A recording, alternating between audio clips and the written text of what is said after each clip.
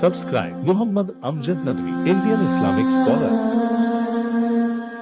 أعوذ بالله من الشيطان الرجيم. بسم الله الرحمن الرحيم. من المؤمنين رجال صدقوا ما عاهدوا الله عليه فمنهم من قضى نحبه ومنهم من ينتظر وما بدلوا تبديلا ليجزي الله الصادقين بصدقهم ويعذب المنافقين إن شاء أو يتوب عليهم إن الله كان غفورا رحيما.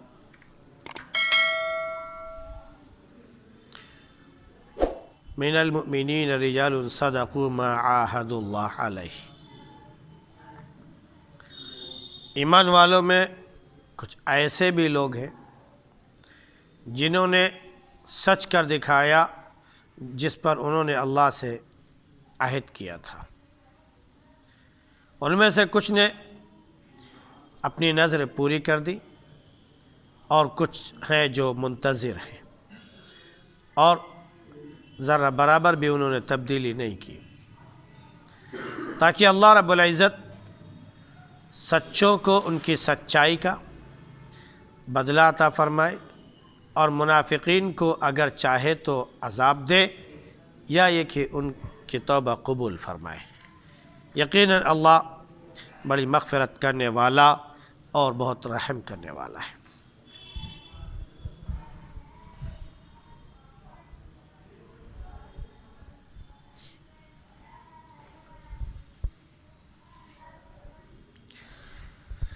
گزشتہ آیات میں اس بات کا ذکر تھا کہ جنگ خندق کے دن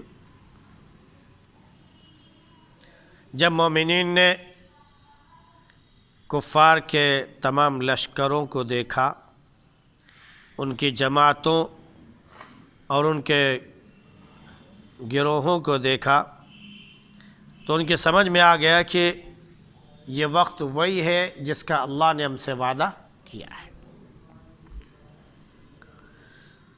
اور رسول نے بھی وعدہ کیا ہے، اور اللہ اور اس کے رسول کا وعدہ بالکل سچا ہوتا ہے. اس لیے ان کے ایمان میں اضافہ ہو گیا. یہ جو آیت ہے اور پس منظر ہے، اس میں لوگوں کو ڈھارس اس وجہ سے ہوئی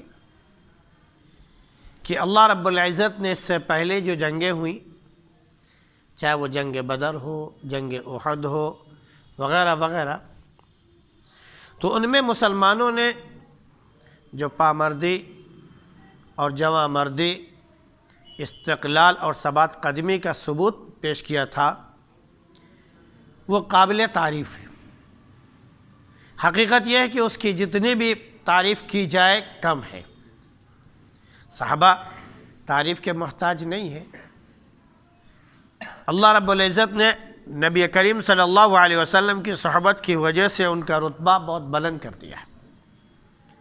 انہوں نے ہمیشہ خلوص کے ساتھ اپنا سب کچھ اللہ کی راہ میں تج دیا، قربان کر دیا. جان بھی قربان کرنے کی نوبت آئی تو اس میں بھی دریغ نہیں کیا، اس میں بھی ذرا برابر کوئی پرواہ نہیں کی. بے خطر کود پڑا آتش نمرود میں عشق. تو بے خطر صحابہ کرام رضی اللہ تعالی علیہم اجمعین ایمان و اسلام کی حفاظت اور نبی کریم صلی اللہ علیہ وسلم کی حفاظت میں اپنا سب کچھ قربان کر کے چلے گئے. تو جو صحابہ پیچھے چلے گئے جنگ بدر میں اور جنگ احد میں، ان کی تعریف کی جا رہی ہے کہ من المؤمنین رجال صدقوا ما عاہدوا اللہ علیہ، کہ کچھ مومنوں میں سے ایسے لوگ بھی ہیں کہ جنہوں نے اللہ سے عہد کیا تھا، جو کچھ بھی اسے بالکل سچ کر دکھایا. یہ جنگ بدر کا موقع ہے کہ اس میں جو ہے جو صحابہ کرام رضی اللہ تعالی علیہم اجمعین شہید ہو گئے، اللہ رب العزت نے ان کا رتبہ بہت بلند کر دیا. کیونکہ وہ اولین لوگوں میں سے تھے، بنیادی اور ابتدائی لوگوں میں سے تھے۔ اللہ رب العزت نے ان کا رتبہ شہادت کی وجہ سے بہت بلند فرمایا۔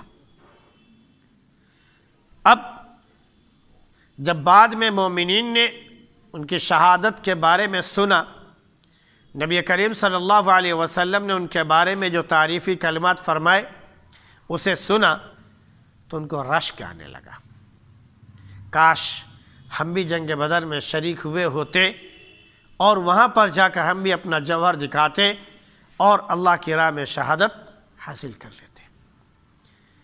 تو جو لوگ جنگ بدر میں نہیں پہنچ پائے تھے انہوں نے یہ تمنا کی کاش ہم کو موقع مل جائے تو ہم وہ جوہر دکھائیں گے۔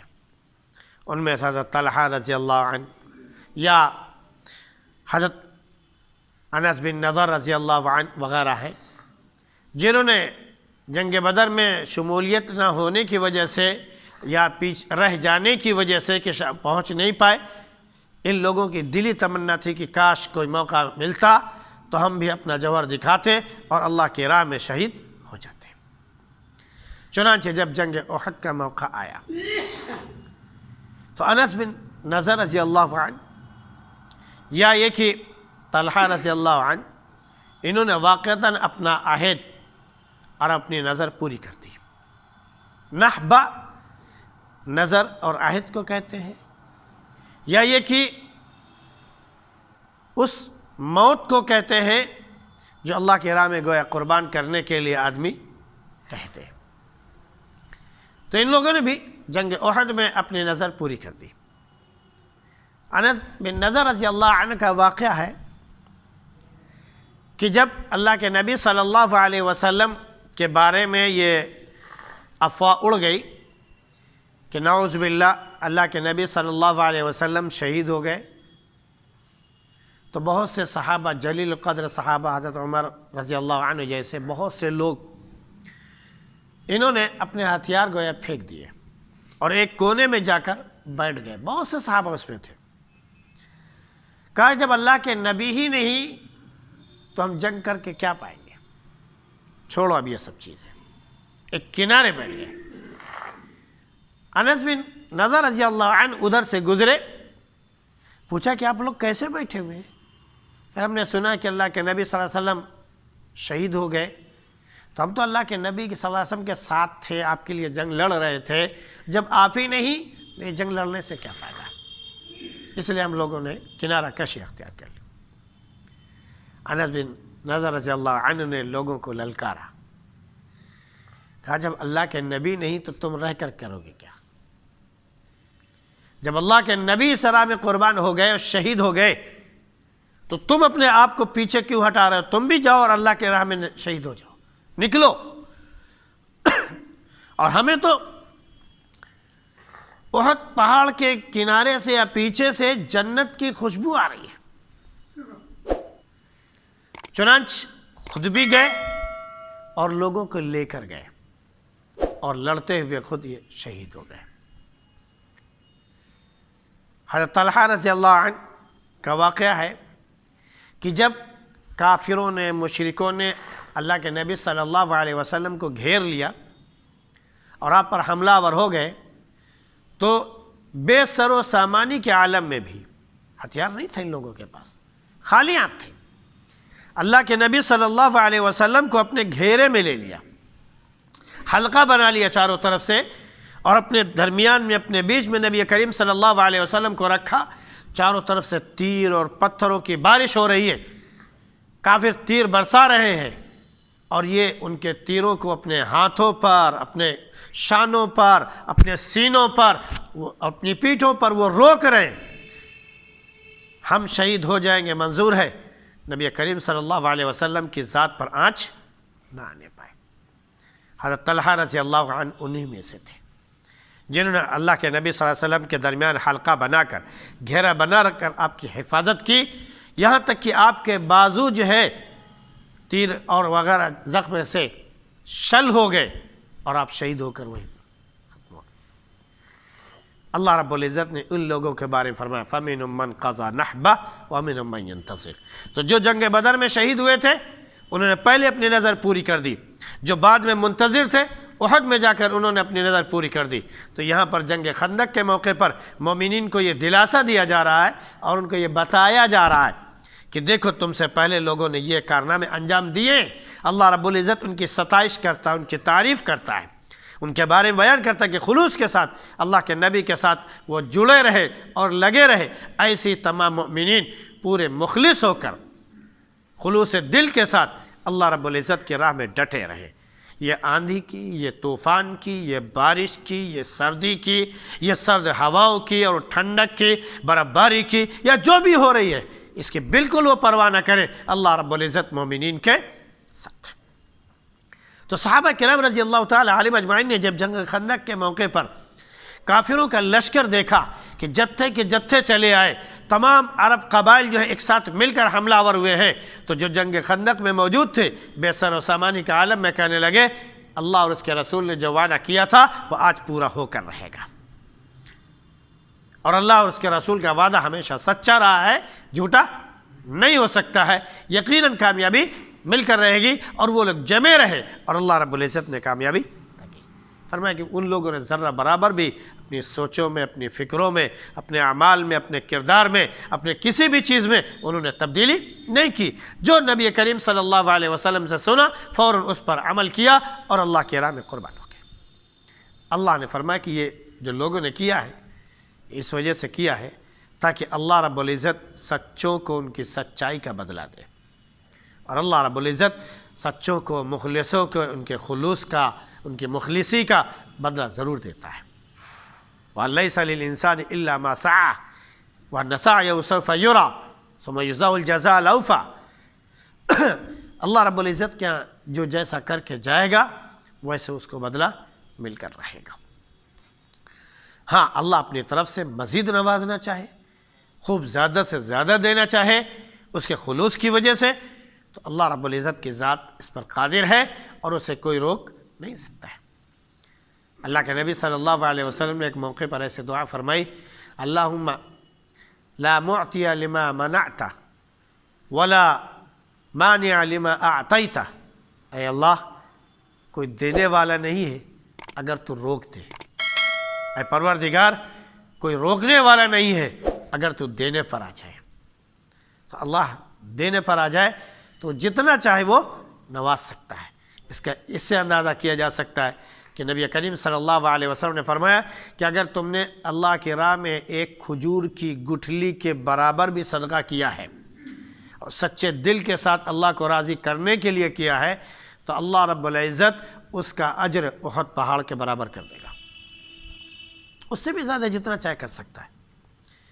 تو یہ اللہ نے اس لیے کیا تاکہ سچوں کو سچائی کا بدلہ دے، اور جو منافقین تھے، جو ادھر ہیر پھیر کرنے والے تھے، جو بظاہر نبی کریم صلی اللہ علیہ وسلم کے ساتھ شریک اور اندر سے نبی کریم صلی اللہ علیہ وسلم کے خلاف تھے اور سازشیں رچ رہے تھے، تو اللہ نے فرمایا کہ ایسے منافقین کے بارے میں اگر وہ مناسب سمجھے گا تو عذاب دے گا، اور اگر انہوں نے واقعتاً بعد میں سچے دل سے توبہ کر لی تو اللہ توبہ قبول کر سکتا ہے، کیونکہ توبہ ایک ایسی چیز ہے اس کا دروازہ اللہ رب العزت نے کبھی بند نہیں کیا ہے،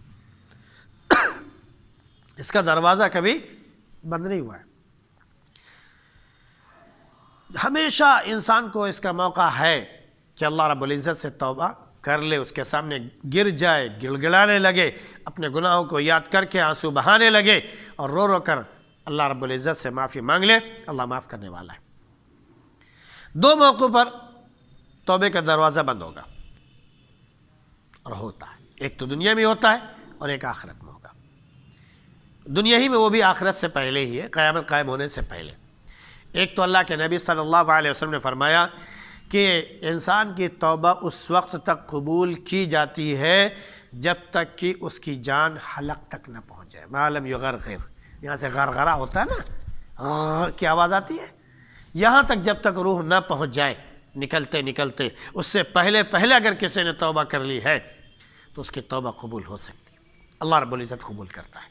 کتنے اللہ کے نیک بندے ایسے ہیں اللہ رب العزت نے ان کے حق میں ان کے حصے میں سعادت رکھی تھی، ہمیشہ کے لیے جنت کی نعمتیں ان کے لیے رکھی تھی، ساری زندگی وہ کفر و شرک میں ڈوبے رہے، ایک آخری لمحے میں 1 دن پہلے 2-4 دن پہلے صحابہ سے لے کر اب تک کے واقعات ایسے موجود ہیں کہ ساری زندگی کفر میں پڑے رہے، لیکن اس کے بعد صدق دل سے توبہ کی، پھر اللہ کی راہ میں اسی دن قربان ہو گئے۔ اللہ رب العزت نے ہمیشہ کے لیے ان کو جنت نصیب فرمائی۔ حضرت صہیب رومی رضی اللہ عنہ کیا تھے؟ یہ مکے میں بڑے مالدار ہو گئے تھے، مدینے آئے کچھ نہیں تھا، اور جب شہید ہوئے تو ان کے بدن پر اتنا کپڑا نہیں تھا کہ پورا کپڑے سے ان کا پورا تن ڈھکا جا سکتا۔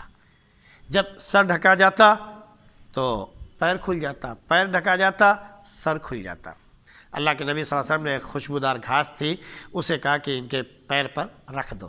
ان کے استقبال کے لیے جنت کی حوریں تک آ گئی تھی، فرشتے کیا بولتے ہیں جنازے میں شریک تھے، قطار اوپر سے لے کر نیچے تک فرشتوں کی بندھی ہوئی تھی، کیا استقبال کے لیے۔ تو معلوم یہ ہوا کہ اللہ کے راہ میں جب کوئی نکلتا ہے نا تو اللہ رب العزت اس کے اوپر ہر طرح کی سکینت طاری کر دیتے ہیں۔ تو یہ اس لیے فرمایا تاکہ مومنین کا حوصلہ بلند ہو جائے، اور جو کافرین اور مشرکین اور منافقین ہیں یہ سمجھ لیں کہ اگر بعد میں توبہ کر سکتے ہیں تو کر لیں، ورنہ نہیں۔ اگر وہ ہمیشہ اسی پر برائی پر قائم رہے تو اللہ ان کو عذاب بھی دے گا۔ تو ایک توبے کا دروازہ جب حلق تک پہنچ جائے تب بند ہوتا ہے۔ فرعون نے آخر میں کہا تھا آمنت برب ہارون و موسیٰ، تو یہ کہہ لیجیے آخری لمحہ تھا، آخری اس کا لمحہ تھا۔ تو اللہ نے کہا الآن وقد عصیت من قبل، اب حالانکہ اس سے پہلے تم صرف نافرمانی کرتے رہے تو معاملہ ختم ہو گیا۔ تو آخری وقت تھا، نہیں ہوا، اس کی توبہ نہیں قبول ہوئی۔ تو اللہ نے فرمایا کہ اگر چاہے تو وہ توبہ قبول کر سکتا ہے۔ تو ایک تو یہ ہوا۔ دوسرے نمبر پر جب سورج مغرب سے نکلنا شروع ہو جائے گا، اور یہ قیامت کے جب قریب ہو جائے گی اس وقت ہوگا، جب سورج مغرب سے نکلنا شروع ہو جائے گا تو سمجھ لیجئے کہ توبے کا دروازہ بند ہو جائے گا۔ اس سے پہلے ابھی موقع ہے ہمارے پاس کہ ہم اللہ سے توبہ کر لیں۔ اللہ سے اگر ہم توبہ کریں گے تو یقیناً یہ جان لیجئے کہ اللہ کی یہ صفت ہے کہ وہ غفور الرحیم ہے، بہت معاف کرنے والا بھی ہے اور بہت رحم کرنے والا بھی ہے۔ اللہ رب العزت ہم سب کو سچی توبہ کی توفیق نصیب فرمائے، اور خلوص دل کے ساتھ اپنی راہ میں جان نچھاور کرنے کی توفیق نصیب فرمائے۔ سبحان اللہ بحمدہ، سبحانک اللہم و بحمدک، ونشہد ان لا الہ الا انت نستغفرک ونتوب الیک۔